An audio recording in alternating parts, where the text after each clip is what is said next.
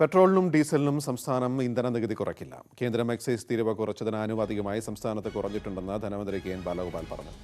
ഇന്ധന നികുതി കുറയ്ക്കുന്നതിൽ കൂടുതൽ ചർച്ചകൾ ആവശ്യമാണ്. ഇന്ധനവില കുറയ്ക്കണമെന്നാണ് സാധാരണക്കാർ ആഗ്രഹിക്കുന്നത്. കേന്ദ്രം കുറച്ചത് തുച്ഛമായ തുകയാണെന്നും 30 രൂപ കൂട്ടിയപ്പോൾ അതിന്റെ പങ്ക് കേരളത്തിന് ലഭിച്ചില്ല എന്നും ധനമന്ത്രി പറഞ്ഞു.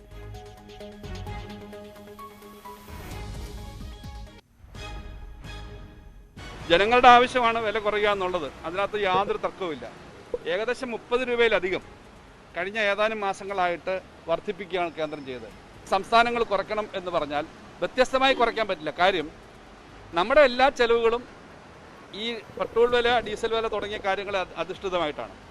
നമ്മുടെ ഇന്ന് 30 രൂപ കളക്ട് ചെയ്തുകൊണ്ടിരുന്നതിൽ 10 രൂപ കുറയ്ക്കുന്നു, പെട്രോളിന് 5 രൂപ കുറയ്ക്കുന്നു. അങ്ങനെ കുറയ്ക്കുമ്പോൾ അതിന് ആനുപാതികമായിട്ട് 2.5 രൂപയ്ക്കടുത്തും 1.5 രൂപയ്ക്കടുത്തും നമ്മൾ കുറച്ചിട്ടുണ്ട്. അതിൻ്റെ ഭാഗമായിട്ട് 12.5 രൂപയോളം ഡീസലിനും പെട്രോളിന് 6 രൂപ 50 പൈസയിലധികം വന്നിട്ടുണ്ട്. അപ്പോൾ അത് അനുസരിച്ച് നമ്മളിപ്പോൾ ചെയ്തിട്ടുണ്ട്. പ്രാഥമികമായിട്ട് ഇത്രയാണ്. അതേസമയം സംസ്ഥാനം ഇന്ധന വില കുറച്ചില്ലെങ്കിൽ സമരവുമായി മുന്നോട്ട് പോകുമെന്ന് KPC അധ്യക്ഷൻ കെ സുധാകരൻ പറഞ്ഞു. പെട്രോളിന്റെയും ഡീസലിന്റെയും എക്സൈസ് തീരുവ കുറച്ചതോടെ സംസ്ഥാനത്ത് 1 ലിറ്ററിന് ഡീസലിന് 12 രൂപ 33 പൈസയും പെട്രോളിന് 6 രൂപ 57 പൈസയുമാണ് കുറഞ്ഞത്. കേന്ദ്ര സർക്കാരിന് പിന്നാലെ BJP ഭരിക്കുന്ന വിവിധ സംസ്ഥാനങ്ങളും ഇന്ധനവിലയിൽ നികുതി ഇളവ് പ്രഖ്യാപിച്ചു.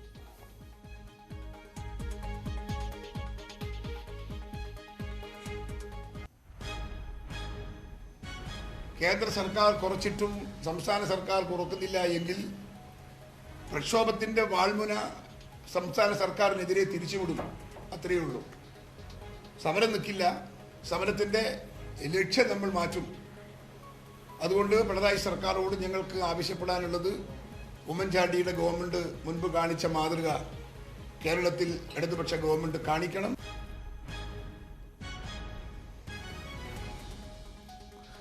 TG സജിത്താണ് വിവരങ്ങളുമായി ആദ്യം ചേരുന്നത്. കൂടാതെ സനോജ് സുരേന്ദ്രൻ കൊച്ചിയിൽ നിന്നും, KP അഭിലാഷ് ഡൽഹിയിൽ നിന്നും ചേരും. ആദ്യം സജിത്തിലേക്ക്. സജിത്ത്, ഏതായാലും കുറയ്ക്കാൻ തയ്യാറല്ല എന്ന് തന്നെ ധനമന്ത്രി പ്രഖ്യാപിച്ചിരിക്കുന്നു. എന്തൊക്കെയാണ് അദ്ദേഹം പറഞ്ഞ ന്യായങ്ങൾ?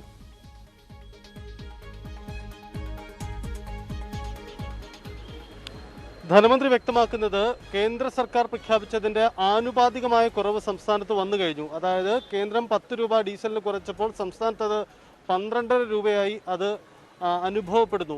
സമാന രീതിയിൽ തന്നെ പെട്രോളിനുമുണ്ട്. പെട്രോളിന് 1.5 രൂപ കുറവ് വന്നു. അത് സ്വാഭാവികമായ നികുതിയിലുണ്ടായ കുറച്ചയുടെ ഭാഗമായിട്ടാണ് കുറച്ചിരിക്കുന്നത്.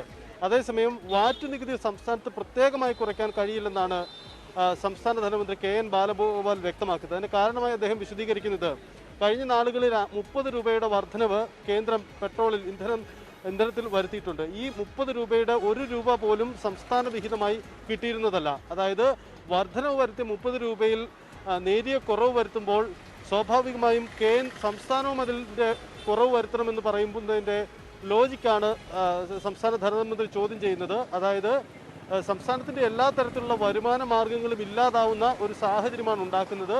ഈ സാഹചര്യം എന്ന വിശാലമായ അർത്ഥത്തിൽ വേണം ഇതിനെ കാണാൻ. എന്തായാലും ഇന്ധന നികുതി കേന്ദ്രത്തിന് ആനുപാതികമായ കുറവ് സംസ്ഥാനത്ത് വരുത്തുകയില്ല എന്ന് ഉറപ്പ് അദ്ദേഹം പറയുന്നില്ല. പക്ഷേ അതൊരു നയപരമായ വിഷയമാണ്. അതുകൊണ്ട് ഈ വിഷയത്തിൻ്റെ കണക്കുകളും സാങ്കേതിക വശങ്ങളുമാണ് മന്ത്രി പങ്കുവച്ചത്. പക്ഷേ ഇപ്പോൾ ചേരുന്ന CPM സെക്രട്ടേറിയറ്റ് യോഗമടക്കം ഈ വിഷയങ്ങൾ ചർച്ച ചെയ്യുന്നു വേണം നമുക്ക് മനസ്സിലാക്കാൻ. അങ്ങനെയെങ്കിൽ ആനുപാതികമായ മറ്റൊരു നീക്കം ഒരു പക്ഷേ സർക്കാരിൻ്റെ ഭാഗത്തു നിന്നും ഉണ്ടായേക്കാം. എന്തായാലും നിലവിൽ കേന്ദ്രം കുറച്ചതിന് ആനുപാതികമായ നികുതി കുറവ് സംസ്ഥാനത്ത് അനുഭവപ്പെടുന്നു. അതായത് 10 രൂപ കുറച്ചപ്പോൾ 12 രൂപയായി സംസ്ഥാനത്ത് ആ കുറവ് അനുഭവപ്പെട്ടു എന്നതാണ് മന്ത്രിയുടെ വിശദീകരണം. ഇതടക്കം കേന്ദ്ര സർക്കാരിന്റെ കഴിഞ്ഞകാല നയങ്ങളും തീർച്ചയായും സഹിത്ത് പറഞ്ഞ പോലെ തന്നെ മന്ത്രി അസന്നിഗ്ധമായി പറയുകയല്ല, ഇനിയും ചർച്ചകൾ വേണ്ടിവരും.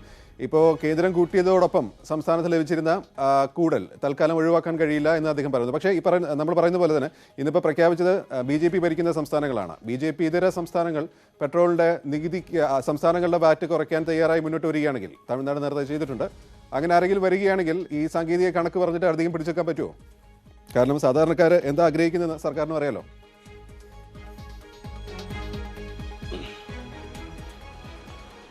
ഈ വിഷയത്തിൽ സാങ്കേതിക കണക്കുകൾക്കപ്പുറം ഇതൊരു രാഷ്ട്രീയ പ്രതിസന്ധിയായി സർക്കാരിന് മുന്നിൽ മാറുന്നു എന്നതാണ് ഇതിന്റെ വെല്ലുവിളി. കാരണം കേന്ദ്ര സർക്കാർ വർദ്ധിപ്പിച്ച നികുതി വർധനവ് അല്ലെങ്കിൽ ഇന്ധന വർധനവിൽ വിലക്കുറവ് വരുത്തി, അത് എന്തുകൊണ്ട് സംസ്ഥാനം വരുത്തുന്നില്ല എന്ന ചോദ്യം വരും. അതായത് ഇന്ധന വില വർധനവുമായി ബന്ധപ്പെട്ട് കേന്ദ്ര സർക്കാരിനെതിരെ ഇതുവരെ നടത്തിയിരുന്ന സമരങ്ങൾ, അതിൻ്റെ ഫോക്കസ് സംസ്ഥാന സർക്കാരിലേക്ക് കൂടി മാറുന്നു എന്ന പ്രത്യേകത ഇതിനുണ്ട്. ആ ഒരു രാഷ്ട്രീയ പ്രത്യാഘാതം തിരിച്ചറിഞ്ഞുകൊണ്ടുള്ള നീക്കം സ്വാഭാവികമായും CPM നേതൃത്വം സർക്കാരിൻ്റെ ഭാഗത്തു നിന്ന് ഉണ്ടാകുമെന്ന് നമുക്ക് കരുതാം.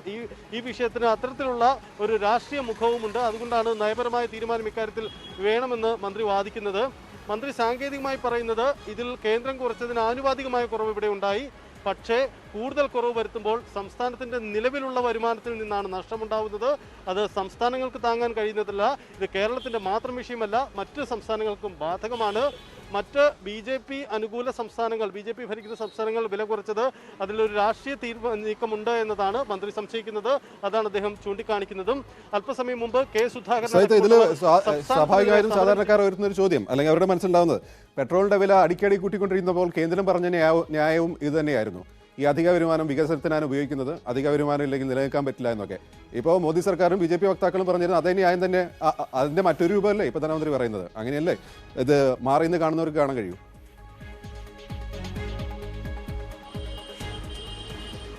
സംസ്ഥാന സർക്കാർ പ്രധാനമായും വിശദീകരിക്കുന്നത് അടുത്തിടെ ഇന്ധനത്തിനുണ്ടായ വർധനവ് പൂർണ്ണമായും വിവിധ ഇനങ്ങളിൽ ഏർപ്പെടുത്തിയ സെസ്സും കേന്ദ്രത്തിന് മാത്രം കിട്ടുന്ന മറ്റ് നികുതി വരുമാനങ്ങളുമാണ്. അതാണ് ഇത്രയധികം വർധനവുണ്ടായത്. അതായത് അടുത്തിടെ ഇന്ധനത്തിൽ പെട്രോളിൻ്റെ വില വർധനവിലുണ്ടായ വർധനവ് പൂർണ്ണമായും കേന്ദ്ര സർക്കാരിന് മാത്രമാണ് അതിൻ്റെ നേട്ടം ലഭിച്ചിരുന്നത്. അതിൽ നിന്നാണ് നേരിയ കുറവ് ഇപ്പോൾ കേന്ദ്ര സർക്കാർ വരുത്തിയത്. ആ കുറവ് സംസ്ഥാനം വരുത്തണം എന്ന് പറയുന്നത് സംസ്ഥാനത്തിന് മേൽ അധിക ബാധ്യതയാവും.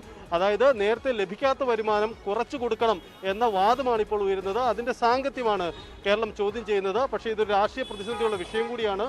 അതുകൊണ്ടാണ് ഇതിൽ നയപരമായൊരു തീരുമാനം ഉണ്ടാവേണ്ടത്. ഇത് തിരിച്ചു വരാം. ഇപ്പോൾ സനോജാണ് കൊച്ചിയിൽ നിന്ന് ചേരുന്നത്. സനോജ്, പെട്രോൾ പമ്പിലാണ് ഉള്ളതെന്ന് പ്രതീക്ഷിക്കുന്നു.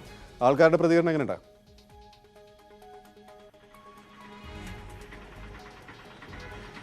സ്വാഭാവികമായിട്ടും ഗോപി, ഇത് ജനങ്ങൾക്ക് വലിയ ആശ്വാസം തന്നെയാണ്. കാരണം എല്ലാ സാധനങ്ങളുടെയും സർവ്വസാധനങ്ങളുടെയും വില കുതിച്ചു വരുമ്പോൾ പെട്രോളിയം ഉൽപ്പന്നങ്ങളുടെ വില കുറയുന്നു എന്നുള്ളത് സാധാരണക്കാരെ സംബന്ധിച്ച് വലിയ ആശ്വാസം നൽകുന്ന കാര്യം തന്നെയാണ്. ഇന്ന് 1 ലിറ്റർ പെട്രോളിന് കൊച്ചിയിൽ 103 രൂപ 80 പൈസയാണ്. ആളുകളോട് തന്നെ നമുക്ക് ചോദിക്കാം, എങ്ങനെ കാണുന്നു ഈ വിലക്കുറവിനെ നിങ്ങൾ? വലിയൊരു ആശ്വാസമാണ് വില കുറഞ്ഞതിൽ. അപ്പോൾ സെൻട്രൽ ഗവൺമെൻറ്റാണ് കുറച്ചിരിക്കുന്നത്. അതുപോലെ സ്റ്റേറ്റ് ഗവൺമെൻറ്റും കുറക്കാൻ തയ്യാറായാൽ സാധാരണക്കാർക്ക് അത് വലിയൊരു ആശ്വാസമാണ്. ഈ പെട്രോളിയം ഉൽപ്പന്നങ്ങളുടെ വില കുറച്ചതിനെ എങ്ങനെ നോക്കിക്കാണും? നല്ല കാര്യം, കുറഞ്ഞാൽ അത്ര നല്ലത്, അത്ര വേറൊന്നും പറയാനില്ല. ഈ ജീവിത ചെലവ് വലിയ തോതിൽ വർദ്ധിച്ചപ്പം ഈ വലിയൊരു ആശ്വാസമായി മാറിയിട്ടുണ്ടോ ഈ വിലക്കുറവ്? ശരിക്കും ഡെയിലി പോയി വരാനായിട്ട് നല്ലൊരു ആശ്വാസമാണ്. ഞങ്ങൾക്ക് ഇത് ആശ്വാസകരമാണ് എന്ന് തന്നെയാണ് ആളുകൾ പറയുന്നത്. കാരണം വലിയ തോതിൽ വില വർദ്ധിക്കുമ്പോൾ കേന്ദ്ര ഗവൺമെൻറ് കുറച്ചതിന് ആനുപാതികമായി സ്റ്റേറ്റും കുറയ്ക്കാൻ തയ്യാറാകണമെന്നുള്ള അഭിപ്രായവും ആളുകൾ പങ്കുവെക്കുന്നുണ്ട്. കൂടുതൽ ആളുകളിലേക്ക് നമുക്ക് പോകാം. ഈ വിലക്കുറവിനെ നിങ്ങൾ എങ്ങനെ കാണുന്നു? ഡീസലിനും പെട്രോളിനും വലിയ തോതിലുള്ള കുറവുണ്ടായിട്ടുണ്ട്. അത് വീണ്ടും കൂടാനുള്ള ഇതല്ലേ. ഇതിപ്പോൾ വീണ്ടും 50 പൈസ വെച്ചും ഇത് വെച്ച് കൂടി വരുമ്പോൾ എന്ത് ചെയ്യാൻ പറ്റും? നമ്മൾ ഈ പെട്രോൾ അടിച്ചുകൊണ്ടിരിക്കുന്നു. പിന്നെ ഗവൺമെൻറ് കുറക്കണം. എങ്ങനെ പരിഹരിക്കപ്പെടണമെന്നാണ് നിങ്ങളുടെ അഭിപ്രായം? ഞാനല്ല പറയേണ്ടത്, മേളിലിരിക്കുന്നവർ നോക്കട്ടെ. എന്തായാലും കൂടുതൽ ആളുകളിലേക്ക് നമുക്ക് പോകാം. ഈ ദൈനംദിന ജീവിതത്തിന് വലിയ ഭാരിച്ച ചിലവായിരുന്നു ഡീസലിൻ്റെയും പെട്രോളിൻ്റെയും വില വർധനവ്. ഇപ്പോൾ കുറച്ച് കുറഞ്ഞിട്ടുണ്ട്. എങ്ങനെ നോക്കി കാണും? ഇപ്പോൾ വളരെ സന്തോഷം തോന്നുന്നു. കാരണം എന്ന് പറഞ്ഞാൽ ആദ്യം ഭയങ്കര വില കൂടിയപ്പോൾ നമുക്കാകെ മൂഡ് ഓഫും ടെൻഷനിലായിരുന്നു. കാരണം ഇനി ഇങ്ങനെ മുമ്പോട്ട് പോകുമെന്ന് പറഞ്ഞിട്ട് ഇപ്പോൾ വളരെ സന്തോഷമാണ്. കാരണം ഇപ്പോൾ വില കുറഞ്ഞെന്ന് പറയുമ്പോൾ ഒരു ചെറിയ ആശ്വാസം കിട്ടുന്നുണ്ട്. ഇനിയും കുറഞ്ഞാൽ വളരെ സന്തോഷമാണ്. കാരണം ചിലവുകൾ വലിയ തോതിൽ വർദ്ധിച്ചിരുന്നു അല്ലേ? ചിലവ് ഭയങ്കര മൂഡ് ഓഫിലായിരുന്നു. കാരണം നമുക്ക് എന്താണ് എങ്ങനെ മുന്നോട്ട് പോകുന്നത് എങ്ങനെയാണെന്ന് പറഞ്ഞിട്ട് ഒരു വിഷമവും ടെൻഷനും ഉണ്ടായിരുന്നു. ഓക്കെ, എന്തായാലും ആളുകൾ പറയുന്നത് ആളുകൾക്ക് ഇത് വലിയ ആശ്വാസകരം തന്നെയാണ്. പക്ഷേ ചില ആളുകൾ പങ്കുവയ്ക്കുന്നത് ഇത് അടിക്കടി ഓരോ ദിവസവും ഇത് കുറഞ്ഞതുപോലെ തന്നെ കൂടും, വരും ദിവസങ്ങളിൽ ഇത് വർദ്ധിക്കുമെന്നുള്ള ആശങ്കയും ആളുകൾ പങ്കുവയ്ക്കുന്നുണ്ട്. മറ്റൊരു ജനവിഭാഗം പറയുന്നത് കേന്ദ്ര ഗവൺമെൻറ് കുറച്ചതിന് ആനുപാതികമായി സ്റ്റേറ്റും കുറയ്ക്കാൻ തയ്യാറാകണമെന്നുള്ള ഒരു അഭിപ്രായം കൂടിയാണ് പങ്കുവയ്ക്കുന്നത്. പൊതുജനത്തെ സംബന്ധിച്ച് പെട്രോളിയം ഉൽപ്പന്നങ്ങളുടെ വില വർധനവ് സർവ്വസാധനങ്ങളുടെയും വില കുതിച്ചു വരുന്നതിന് കാരണമാക്കിയിരുന്നു. മറ്റ് അസംസ്കൃത വസ്തുക്കളുടെ വില കുതിച്ചു വരുന്നത് മൂലം ജീവിത ചെലവിൽ വലിയ തോതിലുള്ള മാറ്റമുണ്ടായിരുന്നു. ഇതിനിടയിലാണ് ഗവൺമെൻറ് ഇപ്പോൾ പെട്രോളിയം ഉൽപ്പന്നങ്ങളുടെ വില കുറയ്ക്കാൻ തയ്യാറായിട്ടുള്ളത്. അത് വലിയ ആശ്വാസകരമാണെന്ന് തന്നെയാണ് പൊതുജനത്തിൻ്റെ പൊതു അഭിപ്രായം. ഗോപി, തീർച്ചയായും സനോജ്, ഏതായാലും അതിൽ ചിലർ പ്രവചിച്ച പോലെ എത്ര ദിവസം ഉണ്ടാവും ഈ ആശ്വാസം എന്നുള്ളതും നമ്മൾ ആശങ്കയോട് കൂടി തന്നെ നോക്കിക്കാണുന്നതാണ്. കാരണം കഴിഞ്ഞൊരു മാസം അടിക്കടി കൂട്ടിയിട്ടാണ് ഈ ലെവലിൽ എത്തിച്ചത്. ഇപ്പോൾ കുറച്ചു, ഇനി എന്താ ഉണ്ടാവുന്നുള്ളതും വരും ദിവസങ്ങൾ കാണാം. ഏതായാലും KP അഭിലാഷ് കൂടി ചേരുന്നു. അഭിലാഷ്, മറ്റ് സംസ്ഥാനങ്ങളുടെ സ്ഥിതി എന്താണ്? ഓരോരുത്തരും എത്ര വീതം കുറച്ചിട്ടുണ്ട്? BJP ഭരിക്കുന്ന സംസ്ഥാനങ്ങളുടെ അവസ്ഥ എന്താണ്? BJP ഇതര സംസ്ഥാനങ്ങളുടെ അവസ്ഥ എന്താണ്? ഗോപികൃഷ്ണൻ, കേന്ദ്ര സർക്കാർ പെട്രോളിന്റെയും ഡീസലിന്റെയും എക്സൈസ് തീരുവ 5 രൂപ അതോടൊപ്പം തന്നെ 10 രൂപ എന്ന നിലയിൽ കുറച്ചതിന് പിന്നാലെ BJP ഭരിക്കുന്ന 9 സംസ്ഥാനങ്ങളാണ് ഇപ്പോൾ നികുതി കുറച്ചിട്ടുള്ളത്. ഉത്തർപ്രദേശ്, കർണാടകം, ഹിമാചൽ പ്രദേശ് അടക്കമുള്ള സംസ്ഥാനങ്ങൾ ആണ് ഇപ്പോൾ നികുതി കുറവുമായി രംഗത്ത് എത്തിയിട്ടുള്ളത്. അതിലേറ്റവും പ്രധാനപ്പെട്ട പ്രഖ്യാപനം ഇപ്പോൾ നടത്തിയിട്ടുള്ളത് ഉത്തർപ്രദേശാണ്. പെട്രോളിനും ഡീസലിനും 12 രൂപ വീതം മൂല്യവർദ്ധിത നികുതിയാണ് കുറച്ചിട്ടുള്ളത്. നിലവിലെ ഈ നികുതി കേന്ദ്ര സർക്കാരിന്റെ കുറവ് കൂടി വരുമ്പോൾ ഏതാണ്ട് ഡീസലിന് 25 രൂപയോളം ഉള്ള കുറവ് ഉത്തർപ്രദേശിൽ വരും. അതോടൊപ്പം തന്നെ പെട്രോളിന് 20 രൂപയോളം കുറവും വരുന്ന ഒരു സാഹചര്യമാണ് ഉള്ളത്. അസം, ത്രിപുര, മണിപ്പൂർ, കർണാടക, ഗോവ സംസ്ഥാനങ്ങളാണ് ഡീസലിനും പെട്രോളിനും 7 രൂപ വീതം നികുതി കുറച്ചിട്ടുള്ളത്. പെട്രോളിന്റെ മൂല്യവർദ്ധിത നികുതി 2 രൂപ കുറച്ചതായി ഉത്തരാഖണ്ഡ് മുഖ്യമന്ത്രി പുഷ്കർ സിംഗ് ധാമിയും പ്രഖ്യാപിച്ചിട്ടുണ്ട്. നികുതി കുറച്ചുകൊണ്ടുള്ള ഉത്തരവ് ഉടൻ പുറത്തിറക്കുമെന്നാണ് ഇപ്പോൾ ഹിമാചൽ മുഖ്യമന്ത്രി ജയറാം താക്കൂറും വ്യക്തമാക്കിയിട്ടുള്ളത്. ബീഹാറിൽ പെട്രോളിന് 1 രൂപ 30 പൈസയാണ് കുറച്ചിട്ടുള്ളത്. തിരിച്ചു വരാം. ഏതായാലും അഭിലാഷ് സൂചിപ്പിച്ച പോലെ തന്നെ UP-യിലാണ് ഏറ്റവും കൂടുതൽ കുറവ് പ്രഖ്യാപിച്ചിട്ടേ ഉള്ളൂ നിലവിലുള്ളത്. UP-യിലാണ് അടുത്ത ഇലക്ഷൻ വരാൻ പോകുന്നതും. ഏതായാലും ബാക്കി BJP സംസ്ഥാനങ്ങളും കൂടി കുറച്ചിട്ടുണ്ട്. ഞാൻ CP ജോൺ ഇപ്പോൾ ഈ ഘട്ടത്തിൽ നമ്മളോട് കൂടി ചേരുന്നു. ശ്രീ CP ജോൺ, ഇപ്പോൾ പ്രധാനമായിട്ട് ഉയരുന്നൊരു ചോദ്യം, ആനുപാതികമായുള്ളൊരു കുറവ് കേരളത്തിൽ വന്നു, പക്ഷേ കേരള സർക്കാർ നികുതി കുറയ്ക്കാൻ തയ്യാറാകുമോ എന്നുള്ളതാണ്. നിലവിൽ അത് തയ്യാറല്ല എന്ന് ശ്രീ KN ബാലഗോപാൽ പറയുകയും ചെയ്തു. പക്ഷേ ചർച്ചകൾ നടക്കുന്നതായിട്ടാണ് മനസ്സിലാക്കുന്നത്. താങ്കൾ എങ്ങനെയാണ് കാണുന്നത് ധനമന്ത്രിയുടെ വാദങ്ങളെ?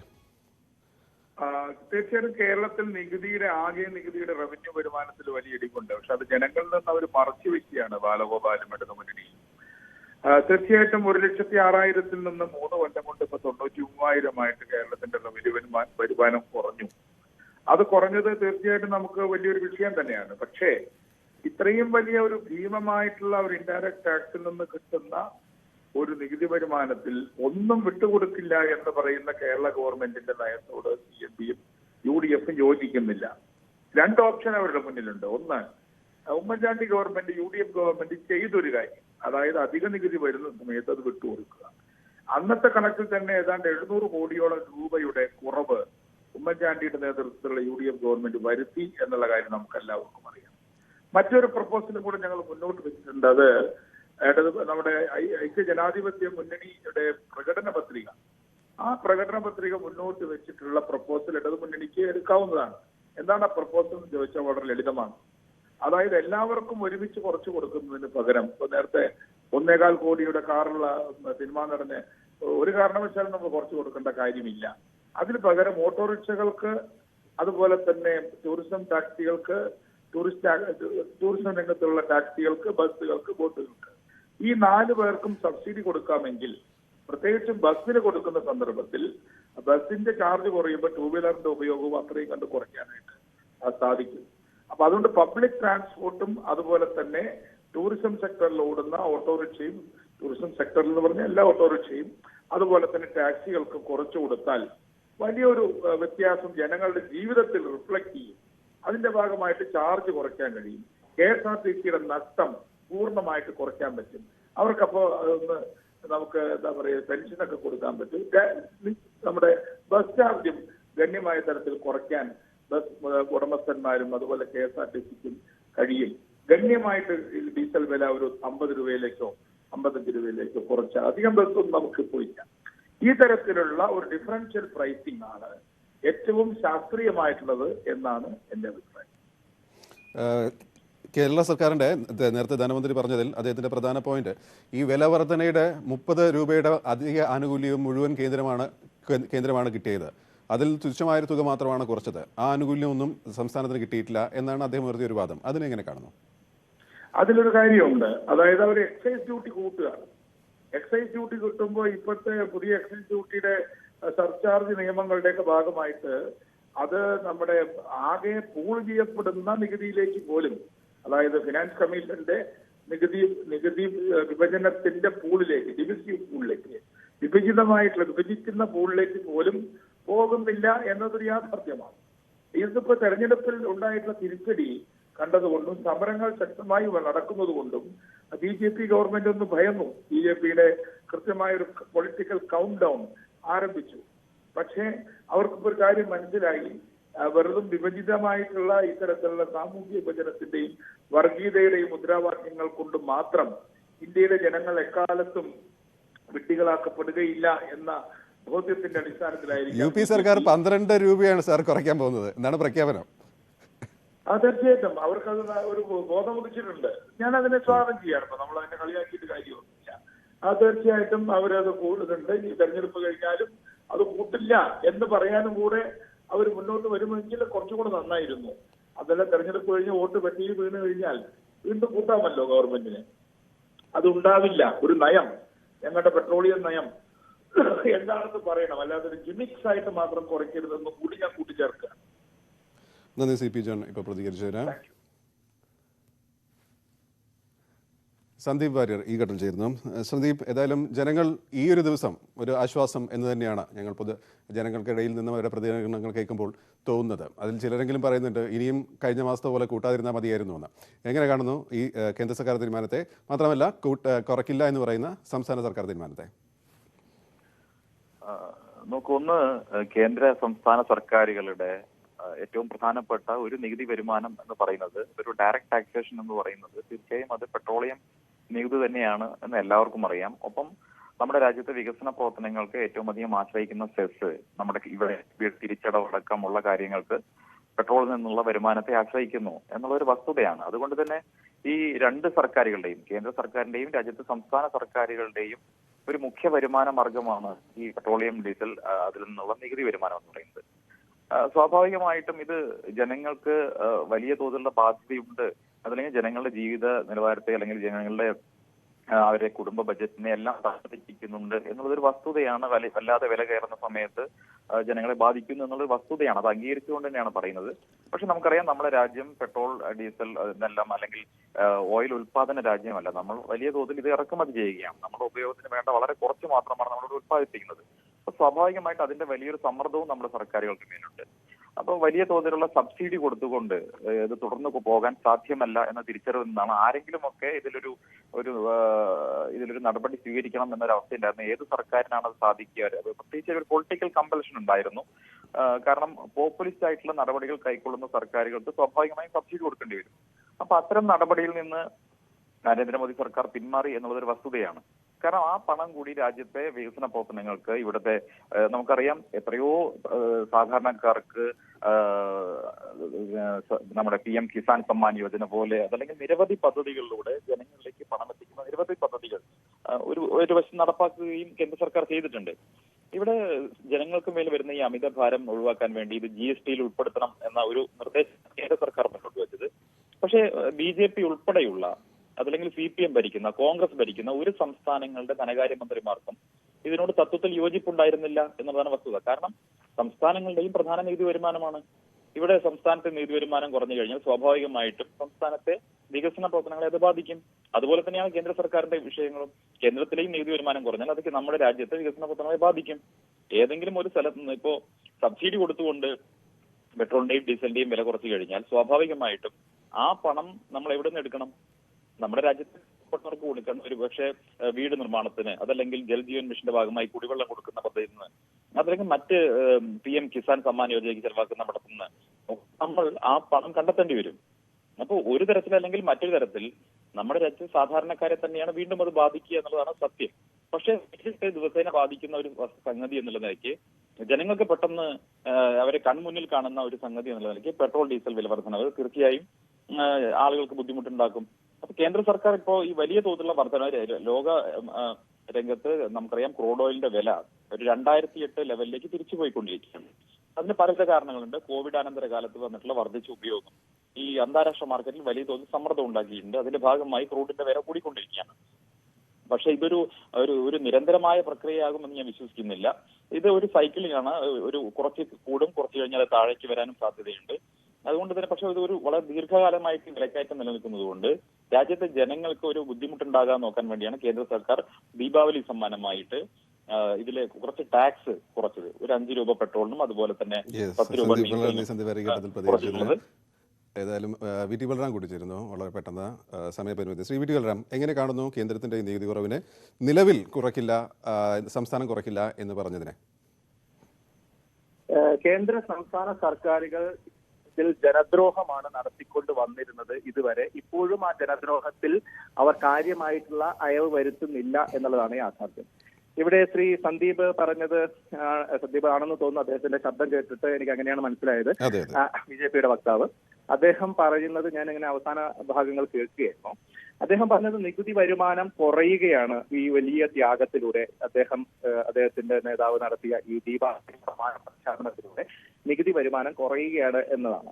യഥാർത്ഥത്തിൽ അതാണോ അവസ്ഥ? നികുതി വരുമാനം കുറയുന്നൊന്നുമില്ല. വലിയ നികുതി പിരിച്ചതിൽ നിന്ന് ഒരു ചെറിയ ഇളവ്. നേരത്തെ എത്ര ശതമാനമാണ് നികുതി ഉണ്ടായിരുന്നത്? 4%, 5% പെട്രോളിലും ഡീസലിലും ഒക്കെ നികുതി ഉണ്ടായിരുന്നത് എന്ന് പറയുമ്പോൾ ആ അവസ്ഥയിൽ നിന്ന് 30-35% നികുതി വർദ്ധിച്ചത് ഒരു 5%, 10% വീണ്ടും കുറയ്ക്കുന്നു എന്നേ ഉള്ളൂ. അപ്പൊ നികുതി വരുമാനം കുറയുകയോ ഖജനാവിന് ആ നിലയ്ക്കുള്ള അമിത ഭാരം പുതിയതായി ഉണ്ടാവുകയോ അല്ല ചെയ്യുന്നത്. മറിച്ച് ഒരു ചെലവുമില്ലാതെ ജനങ്ങളെ പിഴിഞ്ഞ് ഉണ്ടാക്കിയ വലിയ ഒരു നേട്ടം ഗവൺമെന്റിന് ഒരല്പം കുറയ്ക്കേണ്ടി വരുന്നു. ഈ വലിയ ജനവികാരവും രാജ്യവ്യാപകമായി ഉയർന്നു വരുന്ന പ്രക്ഷോഭവും BJP പ്രസിഡന്റിന്റെ സ്വന്തം നാട്ടിലടക്കമുണ്ടായ, സ്വന്തം സംസ്ഥാനത്തടക്കമുണ്ടായ തെരഞ്ഞെടുപ്പ് പരാജയങ്ങളുമൊക്കെ അവരുടെ കണ്ണ് തുറപ്പിക്കുന്നു. ജനങ്ങളുടെ കണ്ണിൽ പൊടിയിടാൻ വേണ്ടിയിട്ടുള്ള ചില നടപടികൾ ആയിട്ട് അവർക്ക് കടന്നു തീർച്ചയായും ഒരു കാര്യം കൂടി ഉണ്ട്. ഉണ്ടാവുന്നു എന്നുള്ളതാണ്. അതിൽ ഞങ്ങൾ ജനങ്ങളോട് സംസാരിച്ചപ്പോൾ പെട്രോൾ പമ്പിലുള്ള നിരവധി പേർ കുറെ പേര് ആശ്വാസം എന്ന് പറയുന്നു. പക്ഷേ ചിലർ വൃത്തിയായി തന്നെ പറയുന്നുണ്ട് ഇത് കൂട്ടാനും ഇനി അധികം സമയമൊന്നും വേണ്ടല്ലോ എന്ന്. തീർച്ചയായിട്ടും അത് തന്നെയാണ് ഇവിടുത്തെ വിഷയം. ഇവിടെ നേരത്തെ BJP വക്താവ് പറഞ്ഞതിൽ നിന്ന് അതിനോട് എനിക്ക് പ്രതികരിക്കാനുള്ളത്, ഈ ഗവൺമെന്റ് വന്നതിന് ശേഷം ഡീസലിന്റെ ഈ പറയുന്ന നികുതി എക്സൈസ് ഡ്യൂട്ടി ആയിട്ടും അഡീഷണൽ എക്സൈസ് ഡ്യൂട്ടി ആയിട്ടും സ്പെഷ്യൽ എക്സൈസ് ഡ്യൂട്ടിയും ഒക്കെ ആയിട്ടുള്ള വർധനവ് 820%. 8 ഇരട്ടിയിലധികം ഡീസലിന്റെ നികുതി വർദ്ധിപ്പിക്കുകയാണ്. പെട്രോളിന്റെ നികുതി 260% വർദ്ധിപ്പിക്കുകയാണ്. 2.5 ഇരട്ടിയധികം വർദ്ധിപ്പിച്ചാണ് ഈ കഴിഞ്ഞ കാലയളവിനുള്ളിൽ. പാചകവാതകത്തിന് ഈ നവംബർ 2020, അതായത് കോവിഡിന്റെ വലിയ മൂർധന്യത്തിൽ നമ്മൾ നിൽക്കുമ്പോൾ, നാട്ടുകാരൊക്കെ പ്രയാസപ്പെടുമ്പോൾ, നമ്മുടെ സാമ്പത്തിക രംഗം വലിയ തകർച്ചയിൽ നിൽക്കുമ്പോൾ അതിനുശേഷം മാത്രം ഏതാണ്ട് 600% പാചകവാതകത്തിന് വില വർദ്ധിക്കുന്നു, മണ്ണെണ്ണയ്ക്ക് വില വർദ്ധിക്കുന്നു. ഈ ഡ്യൂട്ടി ഇങ്ങനെ കൂട്ടി കൊണ്ടുവന്ന് അതിൽ നിന്നുണ്ടായ വലിയ കോടിക്കണക്കിന് രൂപയുടെ അധിക വരുമാനം, ഏതാണ്ട് 18 ലക്ഷം കോടി രൂപയാണ് കേന്ദ്ര ഗവൺമെന്റിന് ഈ രീതിയിലുള്ള വരുമാനം ജനങ്ങളിൽ നിന്ന് പിഴിഞ്ഞെടുത്തുകൊണ്ട് സമാഹരിക്കാൻ സാധിച്ചത്. അതിൽ നിന്നൊരു നേരിയ ആശ്വാസം മാത്രമാണ് അവിടെ നൽകുന്നത്. അപ്പോ ഞങ്ങളുടെ ഏറ്റവും പ്രധാനപ്പെട്ട ഒരു പോയിന്റ് ഞാൻ അതുകൂടി പറയട്ടെ. ഇപ്പൊ ഇവിടെ സംസ്ഥാനത്ത് കേരളത്തിൽ CPM അടക്കമുള്ള ആളുകൾ കഴിഞ്ഞ കുറെ കാലമായി പറഞ്ഞുകൊണ്ടിരുന്ന ഒരു കാര്യത്തെ ഇന്ന് അതിന്റെ പൊള്ളത്തരം ജനങ്ങൾക്ക് ബോധ്യമായിരിക്കുകയാണ്. CPM എന്താ പറഞ്ഞുകൊണ്ടിരുന്നത്? ഈ രാജ്യം മുഴുവൻ ഈ പറയുന്ന കേന്ദ്ര സർക്കാരിന്റെ നികുതി ഭീകരതയ്ക്കെതിരെ വലിയ വികാരം ഉയരുമ്പോൾ അതിൽ നിന്ന് അവരെ രക്ഷിക്കാൻ വേണ്ടിയിട്ടാണോ എന്നറിയില്ല ഇവിടുത്തെ CPM എന്ന് പറയുന്ന BJP-യുടെ B ടീം പറഞ്ഞുകൊണ്ടിരുന്നത്. അല്ലല്ല, ഇത് കേന്ദ്ര സർക്കാരിന്റെയോ സംസ്ഥാന സർക്കാരിന്റെയോ പ്രശ്നമല്ല. Congress government, UPA government, Manmohan സിംഗിന്റെ കാലത്ത് ഈ എണ്ണ വില നിയന്ത്രണാധികാരം എണ്ണ കമ്പനികൾക്ക് വിട്ടുകൊടുത്തുകൊണ്ടാണ് ഈ പ്രശ്നം മുഴുവൻ ഉണ്ടായത്. അതുകൊണ്ട് ഗവൺമെന്റുകളല്ല, എണ്ണ കമ്പനികളാണ് ഇതിന്റെ ഉത്തരവാദികളെന്നാണ് അവർ സ്ത്രീകാരം. ആ കപട പ്രചരണം ആരെ സഹായിക്കാൻ വേണ്ടിയിരുന്നു എന്നുള്ളത് നമുക്ക് രാഷ്ട്രീയമായിട്ട് വിലയിരുത്താം. പക്ഷെ അതൊരു കപട പ്രചരണമായിരുന്നു എന്നുള്ളത് ഇത് ബോധ്യമാകും. സമയപരിധി കാരണമാണ് ഇടപെടുന്നു. ഏതായാലും താങ്കൾ പറഞ്ഞ പോയിന്റ് ക്ലിയർ ആയെന്ന് വ്യക്തമാക്കുന്നു. നമുക്ക് മറ്റു വിഷയങ്ങളിലേക്ക് വരാം. കൂടുതൽ വാർത്തകൾക്കും വിശദാംശങ്ങൾക്കും malayalam.news18.com.